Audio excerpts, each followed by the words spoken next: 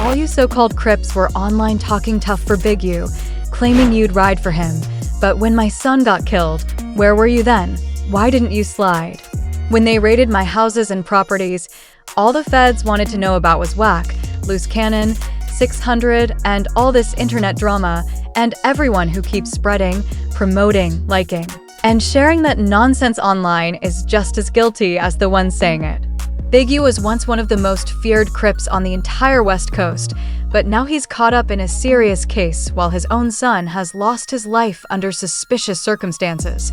And the internet immediately filled up with rumors that he might even have had something to do with it. On Halloween night 2025, his son Jabari, better known as Baby U, was found at 69th and Fig in South LA. He just stopped at a smoke shop nearby, then walked up to someone's car, apparently like he knew the person. And seconds later, everything went bad, with witnesses saying he approached calmly and then chaos exploded, making the whole situation feel a lot more personal than some random hit. People online even repeat the claim that Big U had Nipsey Hussle killed. Everybody knows that, with one person saying they thought Big U's info was wrong when he first said Nip had been hit, only to get calls half an hour later confirming Nipsey was dead. Though it's important to remember that those are street allegations, not proven facts. Baby U had been surrounded by danger his whole life. He was born in 1991, the same year his father Big U, tied to the Rollin' 60s Crips, was sent away for a long stretch after trying to jack a huge load of product from an undercover cop. And with Big U in prison, Baby U grew up mostly under the care of his uncle Dwayne, who was connected to big West Coast rappers and, according to some, put himself at risk because of those ties. When Baby was around 7, Dwayne was standing outside a studio while Snoop Dogg's Homie Corrupt recorded inside. When a car pulled up, a group confronted Dwayne and left him on the ground. A moment the neighborhood talked about for years because it changed everything for the family. As he got older, you tried to juggle two worlds. He played football, stayed in school, and still moved in the streets, rapping under the name J Bars at Crenshaw, but not fully committed to music until he got locked up.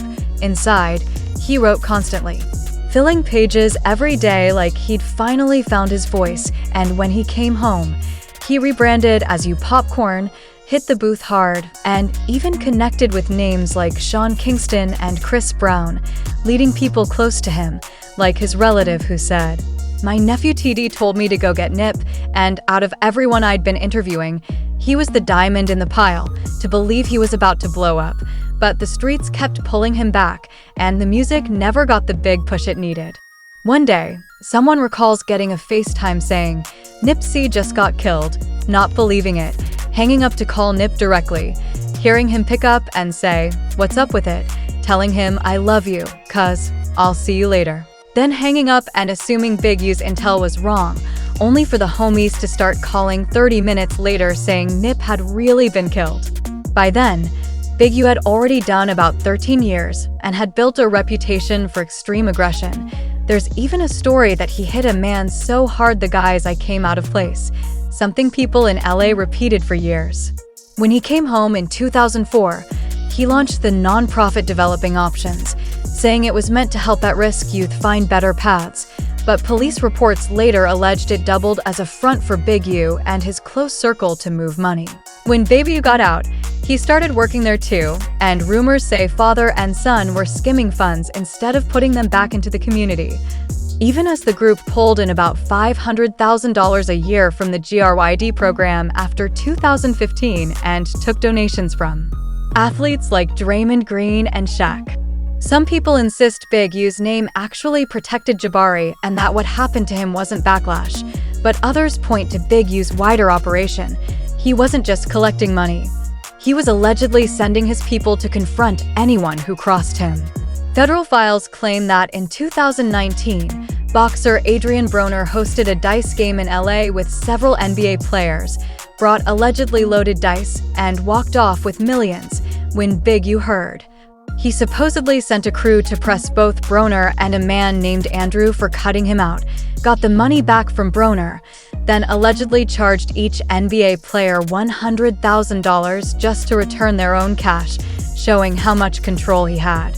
On the street, some even accuse Big U of involvement in Nipsey's death, saying the older homies were jealous because Nip had become bigger than the set and all the young ones loved him again. Allegations that have never been proven in court but still fuel the narrative. Meanwhile, Baby U was reportedly helping his dad keep things moving in the trenches, while his brother Dion took a different lane, staying focused, staying out of trouble, and making it to the NFL as a linebacker for the LA Chargers. When Baby Huey was killed, it devastated Dion, yet less than a week later he went out and had one of the biggest games of his career. 7 tackles, a sack, and a game-sealing pass deflection against the Tennessee Titans. Then broke down afterward in an emotional interview, saying this was the hardest year of his life, that he wished he could talk to his brother one more time, and that on top of losing him, their father was now staring at a possible life sentence. Long before the arrest, 600 and Big U already had issues, and things got deeper when police reports accused Big U of being involved in a violent incident with rapper Rayshawn Williams in Las Vegas, alleging he left Rayshawn in the desert afterward, pulling Dion's name into official paperwork as well, and adding more weight to the family situation. Some people have questioned whether the supposed hit even makes sense, asking who takes a girlfriend on a hit or confronts someone, leaves, and then comes back if they always plan to kill him. But according to the indictment, Rayshawn wasn't just some random rapper. He grew up right next to Dion, was one of his closest friends, played football under Big U's coaching, even lived in Big U's house during high school, until things went bad after he wore one of Dion's chains to school. Without asking, and Big U kicked him out, a rift that never fully healed. Years later, Big U signed Rayshawn to his unique music label to give him a shot at the industry, but rumors said issues were still simmering. Rayshawn allegedly dissed Big U on a track and rapped about how he might get shot in the face for doing it. And 5 days later, something terrible happened to him, with prosecutors saying the label flew him to Vegas to work. He skipped a studio session. Big U felt disrespected, and he and Sylvester Robinson drove out to confront him with investigators, believing they took him to the desert, harmed him, and left him there before Big U later came back to the studio and allegedly tried to get security footage erased. All of which has led some in LA to wonder whether what happened to Baby U could be retaliation connected to Rayshawn or long-standing Nipsey-related tension. Through it all, Big U's defenders point out that the case has been investigated at the highest levels and say that if the feds could have nailed him on those murders, they already would have, but the streets are still full of whispered theories. And with Big U locked up and unable to move the way he used to, it feels like pressure, fear, and unanswered questions are stacking up around his family with no real end in sight. Even at that point, there were still whispers that problems were simmering behind the scenes. Rayshawn supposedly dropped a track taking shots at Big U, and in the song he even rapped that he'd probably end up getting shot in the face for dissing him. Those were Rayshawn's own lyrics. Just 5 days later, something horrible happened to him that shook everyone who knew him. According to reports, Big U's label had flown Rayshawn out to Las Vegas so he could lock in, hit the studio every day, and build up a stack of new music. But when Rayshawn skipped a studio session, Big U was allegedly furious and took it as a sign of disrespect. That's when Big U and his associate Sylvester Robinson are said to have driven out to Vegas to confront him. No one outside law enforcement really knows what happened after they got there, but police believe Big U took Rayshawn out into the desert, did something to him, and left him in a remote area. Investigators claim Big U and Rayshawn were at the studio together that night, then left in Big U's car, which is where they think things turned violent. And a few hours later, Big U allegedly came back and tried to have the security footage erased, making detectives even more suspicious. Because Rayshawn was tied to the Rollin' 60s, some people now suspect Baby U's situation might have been payback linked to what happened to Rayshawn. Commentators keep saying this case has been investigated at the highest levels, pointing out that Big U even received a letter from the president and arguing that if the authorities really could have nailed him and proved he was involved, he'd already be gone, which has turned the whole thing into a heavy cloud of street rumor, tension, and unanswered questions. Rayshawn lost his life back in 2021, and now Big U is sitting locked up and can't move around to find out who went after his son, which only intensifies the pressure. Wack 100, who actually knew Baby Huey personally, has said he doesn't think what happened to Baby Huey is connected to Big U's current case at all, which threw a lot of people off because the streets were already packed with theories. The strange part is that Baby Huey was taken out right outside a weed shop, and Big U has long had a reputation in LA for being deeply involved in the dispensary world. One shop owner told investigators that Big U was taxing him $25,000 a month for protection, and when he missed a payment, Big U allegedly sent people to hit the store and clean it out. A story that made everyone look at Baby Huey's death differently. After that, the same dispensary owner supposedly helped Big U line up more robberies at other shops just to stay in his good graces. Then Big U's homie Loose Cannon went on No Jumper and ran his mouth about those weed shop situations, basically putting everything on blast on camera. He also talked about him and Big U allegedly pressing a rapper for $50,000, making the whole operation look even messier. On the streets, Big U and his circle were rumored to be robbing, extorting, and checking people all across LA, and some say Baby Huey was caught up in a lot of that as well. Even though his name doesn't appear in the indictment Big U is currently fighting, sources say Baby Huey had been rolling with him ever since Big U came home, always in the same circles. There's no hard proof yet, but street talk claims Baby Huey being dropped outside that smoke shop might have been tied to debts, territory, or retaliation. In other words, that he stepped into lanes where people were hungry for payback. Nothing has been officially confirmed, but the whispers around LA haven't slowed down for a second. What really stunned people was how quickly the streets went quiet after he was killed, like everyone was suddenly scared to even speak on it. Big U's crew used to move heavy all over the city, but as soon as he got locked up, everything around him started cracking open in ways nobody expected. Police began digging into old cases, past rivalries, and long-standing money beefs, and suddenly all kinds of familiar names started reappearing in paperwork. People who once acted loyal were now looking nervous, and folks online began saying that whoever took out Baby Huey must have understood exactly how close the family was to falling apart. At the same time, investigators started pressing everyone tied to the weed shops, the charity, the label, anything connected to Big U's past plays.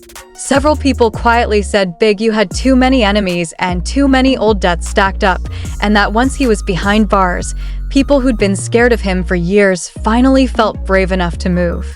Some insiders even claim Baby Huey was getting into situations on his own, making moves without checking in, which made everything more unpredictable.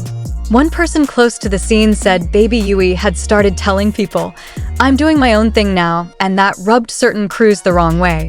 Others believe someone wanted to send a direct message to Big U by targeting the person he loved most, knowing he was stuck behind bars and couldn't strike back. Some LA OGs summed it up by saying, if you can't reach the general, you go after the soldier, and that's exactly why the whole city felt uneasy. Whatever theory you believe, one thing is obvious. What happened to Baby was not random, and the few people who know the full truth aren't talking. The tension around the case keeps building, and every new piece of information makes it look like this story is nowhere near finished. As investigators kept digging, they noticed something even stranger. Everyone connected to Big U's old operations suddenly started distancing themselves, like they were trying to erase their history overnight. People who used to brag about being plugged in were now claiming they hardly knew him, and some even left the city for a while just to stay off the radar. Meanwhile, people close to Baby Huey began revealing that in the weeks before he died, he was under pressure from every direction. Some said he was moving around LA with a new kind of energy, trying to prove he wasn't just Big U's son, but his own boss. A few insiders say he was stepping into rooms where certain people didn't want him, creating a silent tension no one warned him about. Detectives pulled phone records and found several unusual calls between people tied to dispensaries, Big U's old business partners, and even folks connected to rival cliques, but none of them cooperated with police, which made the whole thing look even more suspicious. Some detectives believe those calls were about money disputes that had been brewing for years and finally blew up now that Big U wasn't on the street to manage things. There were also whispers that Baby Yui got into an argument just days before everything went down, something involving territory, cash, and people feeling like he was moving above his rank.